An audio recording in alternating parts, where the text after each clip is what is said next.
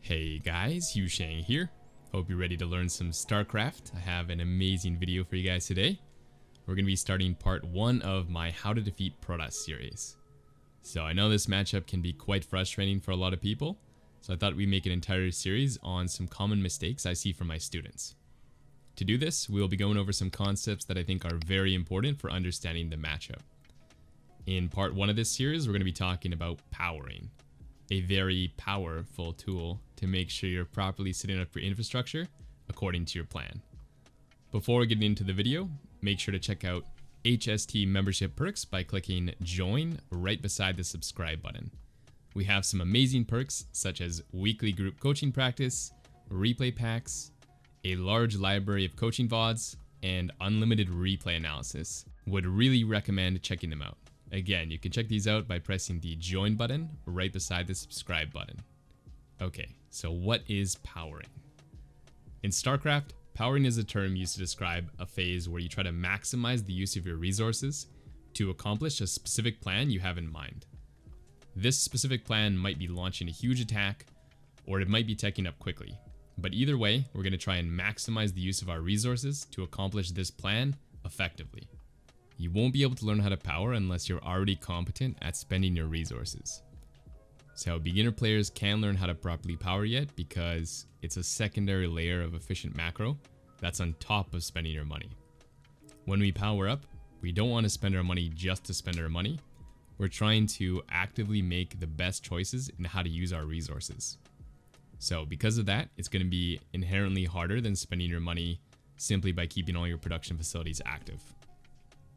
Powering is one of those concepts that might conflict a lot with what you were told as a beginner, so we're going to have to do a bit of unlearning. You may have been told, don't ever miss SCVs, or make sure to constantly produce from your barracks and your factories. And I don't want to give the wrong impression, these things are frequently true, and are very good things to teach a beginner. However, in some cases, it's not the best thing to do. So we're going to be looking at some examples where powering would be effective at improving our plan's efficiency to see why. Okay, in this section, we're going to be talking about aggressive powering. And after I explain the main ideas, we're going to be looking at 2 example replays to give you a better understanding of how it works. So you're going to be using aggressive powering when your goal is to hit a strong attack in the future. This can be either all in or a strongly committed attack that is transitioned out of. By powering aggressively, we're going to be able to produce additional units that we otherwise wouldn't have.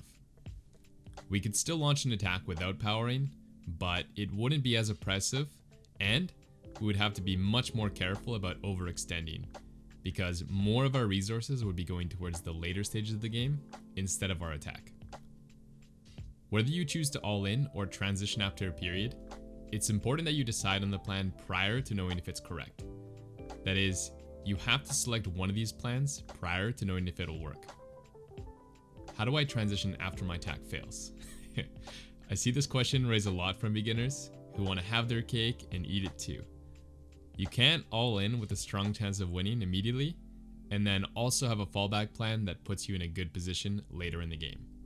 So make sure to play appropriately for the game plan you select. If you want to have winning chances even after you make large mistakes, then aggressive play probably isn't really for you. You might want to look at the next section on defensive powering instead. When playing aggressively, you need to be sharp with your decision making, as games can be decided very quickly. Make one wrong move and the game can be over abruptly. But at the same time, if you play your cards right, you can end your opponent just as quickly, and there aren't very many more satisfying feelings than that. Okay, so what are the main points to powering aggressively? We're trying to maximize our army supply at a future point. Setting up production quickly is a huge priority, and so is producing lots of army. However, creating SCVs and advancing our tech are not priorities. Okay, now that you understand how to power aggressively, let's take a look at a replay analysis versus an AI.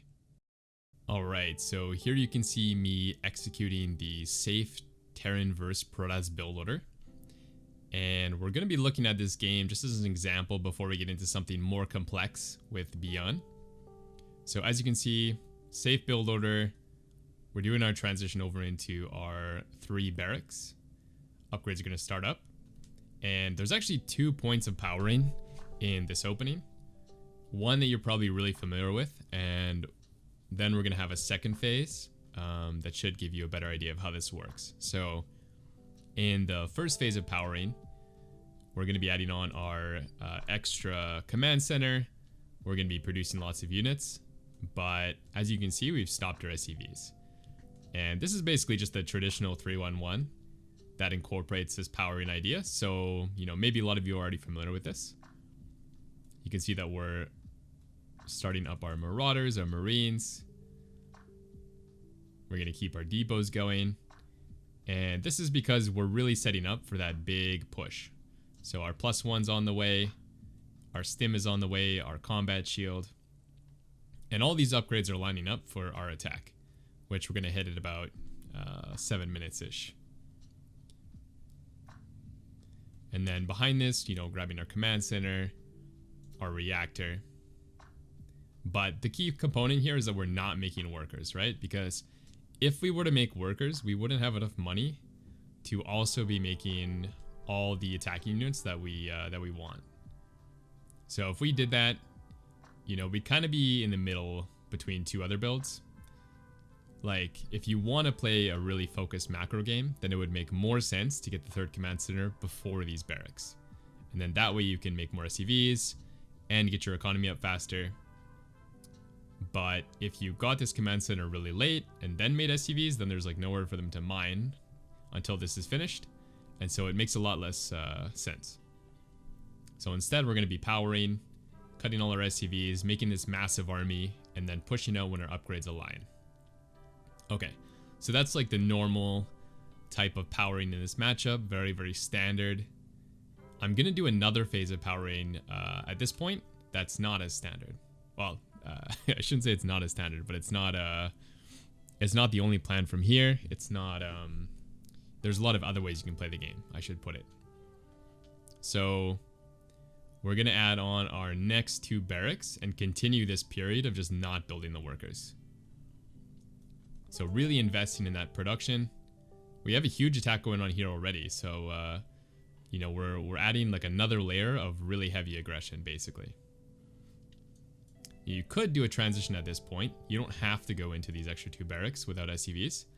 This is just something that you could choose to do to keep playing very aggressively. And we'll be looking at a game later in this guide where I'm teching quite heavily instead and not focusing on this aggression. So there's a number of ways you could transition from here. A lot of choices to make, but in this game, adding on the extra barracks, not making the SCVs, really focused on that unit production and really focused on the building production. Getting that set up pretty early. Okay, so our first attack goes through. You might commit to this, you might not. That really depends on how greedy or aggressive the Protoss is being. In a lot of cases, you might commit right here, and in a lot of cases, you might just go back home and not do anything. Because it really depends on how far, how greedy the Protoss is being and how aggressive they're being. Okay, now that our production's all set up, we're going to start pumping out a lot of units. The way I'm going to be playing it in this replay is pretty all in. I'm never really going to be transitioning out. I'm just going to be producing units and then going for a massive attack. So if you want to transition out, then you're going to want to stay tuned for the Byun replay that we're going to be looking at in a second. Continuous bioproduction, 2 depots at a time. As soon as these finish, I add 2 more. And just no units. These mules are definitely helping though to support all these barracks and the factory production. Okay, and then yeah, look here, we have, you know, 160 supply at 8 minutes and 20 seconds. So our army is just absolutely massive at this stage. And there's no way you'd have this type of army if you weren't powering. You'd probably have a little bit more tech maybe, but you wouldn't be able to do the same types of attacks that I can by playing in this way. So this isn't the only way to play. You definitely don't have to be playing for these huge attacks like this. these huge all-ins, but it is one way you can play the game. And it's pretty fun in my opinion. Let's now check out a Byun replay to see how he does things a little bit differently. Alright, so I have a second example here. It's a professional game from Katowice, and it's Byun playing against SOS. So, some stuff already happened in this game. It's not too important though. We're just going to focus on the powering aspect. You can see here Byun's going for a typical 3-1-1 setup, and SOS is playing a Phoenix into Colossus style. So pretty standard stuff on both sides. We're going to see Byun push out here. I'm going to play this on normal or faster so we can cover everything. So Byun's moving out. He's going to grab his base in just a second. And his game plan, as you'll see in a second, is to play pretty aggressive and try to kill SOS pretty early on in the game. So normal 3-1-1 push. Behind this, going to grab the third CC. So all this is pretty standard, even if you wanted to play a pretty heavy macro game. But as you'll see in a second, that's not Byun's plan at all. So you can do your 3-1-1 push like normal, but you'll notice behind this, if I pause it for a second, we'll bring the speed down. Byun is not making any workers yet. So typically you can go for this push, and if you want to play macro, you could start your SCVs behind this. You could, you know, maybe continue making some power units. We'll look at the macro stuff in a second, but he's not really set up to do that just yet. He's going for more units. So he's really just using this first push to put on some pressure, but he's planning for more aggression afterwards.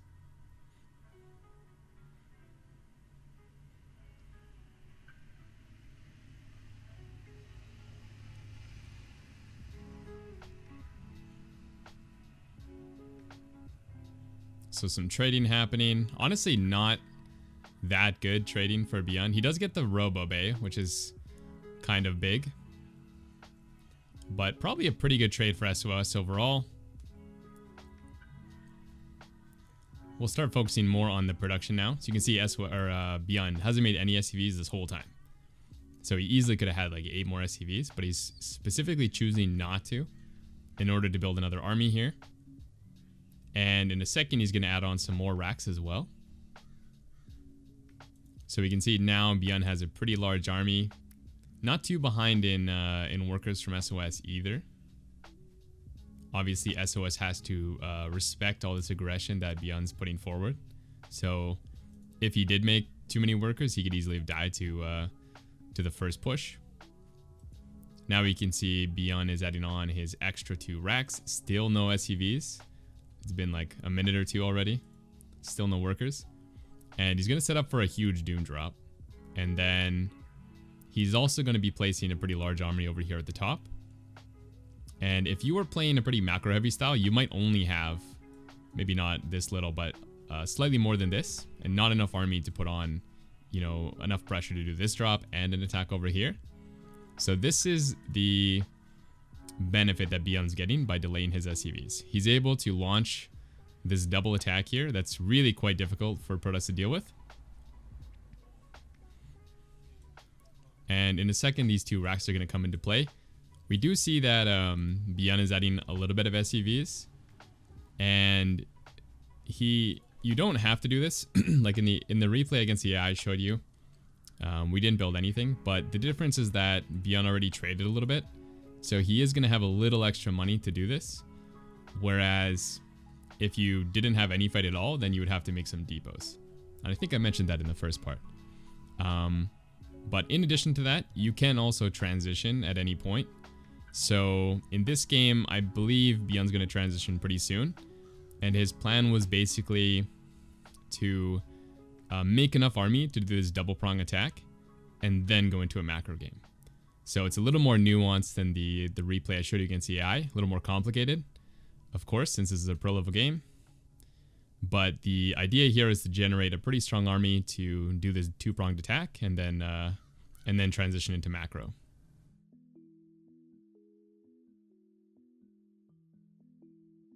So we can see SOS is stretched pretty thin. He doesn't really have too much army to deal with this. He's got to play pretty accurately. And I think this is a pretty strong way to play on ladder, because a lot of, in my experience, a lot of people in the mid-range leagues, around diamond maybe, let's say, are being way too greedy. And so this is a strong way to punish those players. And even after struggling with that attack, Byun has a lot more army over here as well.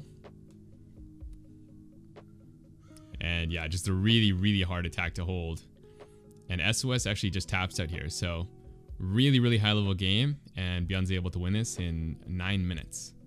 So really, really strong way to play if you want to play aggressive. If you want to play more economic, then probably you don't want to power in this way. But I'll be showing you guys how to power if you want to play late game as well. So see you guys in just a second. Alright, so now I'm going to be showing you guys some more late game focused examples. So I'm playing here against the AI. I have a pro game as well we're going to look at. But against this AI, I'm doing the exact same opening I did in the aggressive section. So we're moving out with our 3-1-1, but we're going to have quite a few differences behind this. So we could be making SCVs, we could be making units, like our basic units, Marauders, Marines. We could be making Liberators, Widow Mines. We want to choose which units we want in the late game. So this is going to be a little bit dependent on what you're playing against. Like you could choose to go for tanks or Widow Mines. But in this example, I'm going to be going for Widow Mines, and I'm going to be going for Liberators. Now, our goal here is to not be too aggressive. I showed you guys how to do that in the last section. In this section, we want to develop our army and build our economy into the later stages of the game. So one thing we want to continue here would be our upgrades for sure. And we want to be building SCVs because we're not planning on being, you know, super ultra aggressive. So we're going to do this move out still, but we're not going to be as committed as we would be if we were doing the aggression. So this is a lot lighter of a push. You can still attack. You can still trade with your opponent for sure. Depending on the situation, if they're being, you know, maybe super greedy. But you're going to be less inclined to do that because we're going to be powering. Okay, let's play this on normal speed so you can see what I'm doing. I'm going to be selectively choosing not to build Marines as much as possible because they're not going to scale well into the late game. The units that are going to scale well are going to be tech units. So you can see here I'm still making use of my starport, making Liberators, and I'm still making some use of my factory as well for Widow Mines because these are much better units than Marine Marauder, at least later in the game. I'm also continuing to make SCVs. That's going to be our main priority with the macro builds, is just getting our economy up as fast as possible. And I'm also going to need to add in these extra racks. These take quite a while to get their add-ons and have the barracks complete. So I'm going to be adding on these quite early. But you can see here that since I'm making SCVs and since I'm making Liberators, I really don't have any money to be building any units like I did when I was doing the aggressive powering. So in this economic example, we're selectively choosing not to make as many bio units. And even if we do make bio units, we're specifically only going to make Marauders because Marines suck. And we don't really want those in the late game. Also, obviously, going to have to add on some depots as well. We need some money for that. And so you can see here, actually I do have 2 Marines, but basically there's only going to be tech units in our reinforcements. And we do have Marines from the main army. We have a bunch of Marauder from the main army. As we progress through this mid game, we're basically going to have a much higher, much tech heavier army than we would be if we were playing aggressive. So again, I am sneaking in a couple Marauder here and there, but mostly focusing on keeping the starport production really tight. The factory production is up there, extra buildings, that kind of thing. And this is not the only way you could power in a late game focused manner. You could also be doing something like a fast Ghost Academy. We're going to get our eBay armory here in this example. but you could cut that as well. Maybe just do 1 eBay if you want. But however you want to do it, the idea is to slow down this barracks production as much as possible so you can get out more tech units. And this is inherently going to be, you're going to end up with a weaker army at first. So I should definitely point this out because you have to be playing differently depending on how you choose to power. If you choose to power aggressively, then you're going to be set up to do a lot of attacking, so you can't really be sitting back. But if you're powering in this way towards the late game, then you can't really be attacking either because these units aren't very good right now. So that's why I'm sitting back here playing very defensive, because we need to get closer to max supply and we need to get more of these tech units before they start becoming valuable. Alright, now we're almost finished making workers, so we are going to have money to start making units again. So our powering phase is basically complete. I blocked the gas here. So once we finish the powering phase, we can start making units again. So you're going to see me probably, I can't remember exactly, but I'm probably going to start up the bio pretty soon. Start making more marauders and start making marines again.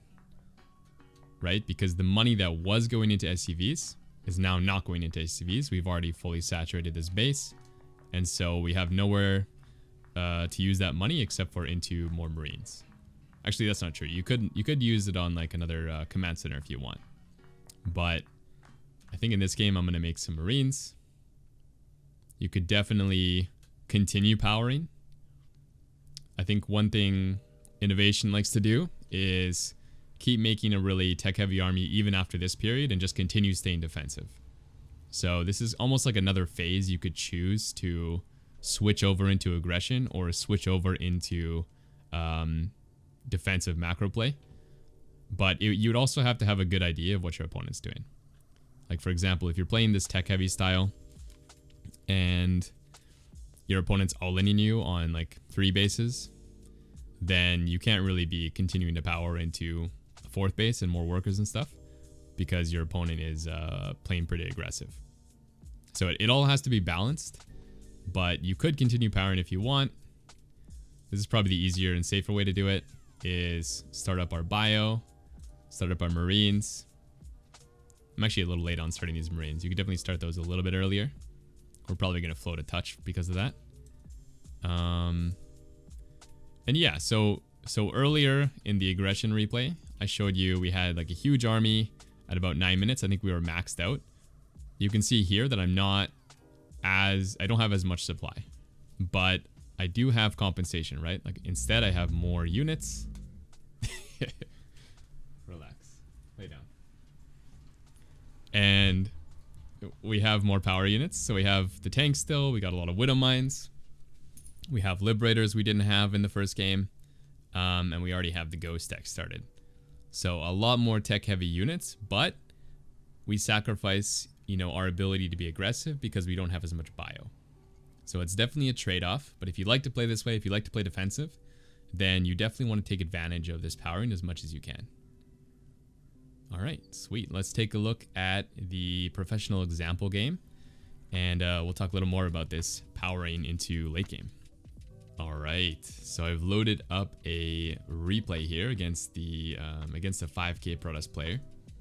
So this is a ladder game. It's against Maverick. I don't think I've played him before, but he seemed pretty good in this game. I'll probably do a gameplay on this as well, maybe tomorrow. As you can see here, we're doing a 3-racks build. It's a marine tank medevac push. So in a second, we're about to saturate this base. And this is the tech heavy section of the powering guide, but the 3-racks component is still, powering towards aggression. So at this stage here, you'll see that I'm going to cut SCVs because we're preparing for this, 1-1-1 push, or sorry, 3-1-1 push. Stim, combat, shield, and +1 are getting close to completion, and then we're going to do an attack. And then the idea is once we start doing that attack, we're going to switch over into playing a tech-heavy game, a macro game. So before I showed you guys how to do the aggressive version of powering, but in this game, we're going to try to develop our army a little bit more and play towards a much later game. Try to develop our position as much as possible. So in that case, what we want to do, we'll just go through all the things that are important. Number one, you're going to be prioritizing SCVs, and I'll show you guys when that phase starts.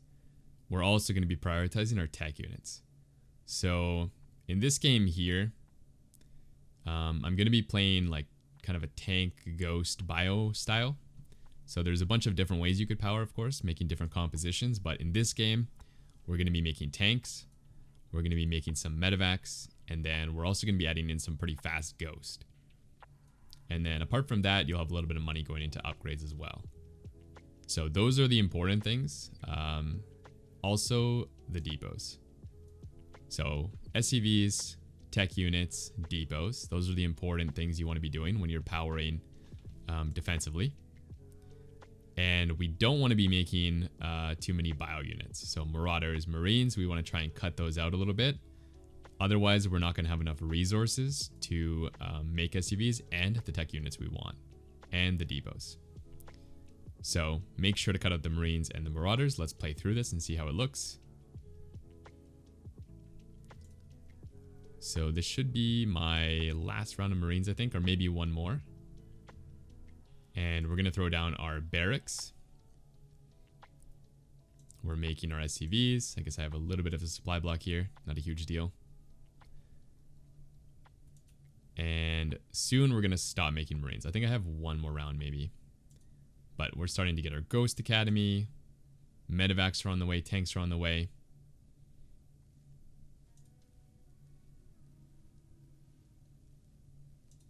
Queuing up another 2 medevac. And this should be the last round of Marines. So we're going to completely stop the Marines now. We'll start saturating this base. If you did make Marines, you can see here that I would just have 0 money right now. And then I wouldn't be able to queue up a tank. And I wouldn't be able to queue up any Ghost. So really, really important. Don't queue up too many bio units. Or like any bio units. The only reason we're queuing up these Marines earlier is because we were setting up for that push. I probably could have cut this last round, to be honest. And I'm sitting here now. This doesn't really have to do with powering, but I'm sitting here now because I scanned his base and he had a full mineral line saturated, but no gases. And so I didn't really need to push him because our economies are fairly similar. Okay, but back to the powering. So I added on another tank. You can see that my bio production has completely stopped. And we're going to add in the Ghost. So 2 Ghost, 1 tank, 2 medevacs on the way. We don't have quite enough gas for all of this, so I'm going to cut the medevacs slightly, but still maintaining only tech unit production. And now I'm just going to do a little push because I can kind of feel that he's being a little bit greedy. We're going to go deny his 4th if we can, and then pull back. Okay. So yeah, that's pretty much the powering phase. After this, we're getting pretty close to saturation. So you'd kind of continue this until this base is fully saturated. And then you can kind of come back in and start making your Marines. Here I'm going to be trading. So as soon as you trade, you can also make Marines because you're going to have a little bit more money. You're not going to be making depots. And yeah, that's pretty much it. So, you know, maybe fairly small portion here where we were powering, but it does make a pretty big impact. Like it's going to be the difference between you having lots of supply blocks in your mid game, having too few tech units. And so it's a really important concept, you know, if you're a diamond or master or grandmaster player, to be utilizing this so that you don't have a super weak army in the mid game. And you know, Protoss kind of does this naturally, right? And so if you're playing against some Protoss players who are having tons of tech units and you come in and you just get like, you know, Colossus plus Storm plus Disruptor and you're just on like Marine Marauder, well, this is why. You're not powering appropriately. And maybe also in addition to that, you're not putting on enough pressure.